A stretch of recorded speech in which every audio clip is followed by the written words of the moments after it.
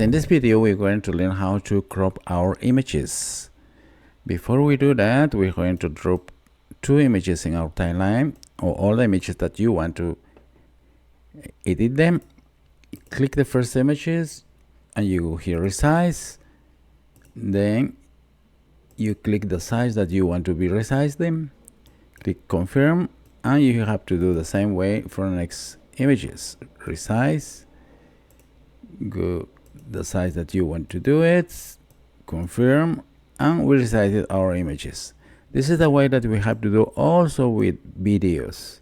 As you can see, it is a video with the beautiful horses.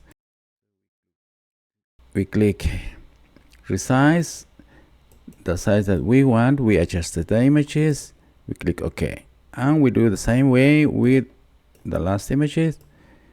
Click it here, we resize. You're gonna go to which size do you want to resize them and click. As you can see, all our images and videos are resized the way that we want before we're going to edit them. And that's all for now, and see you next time.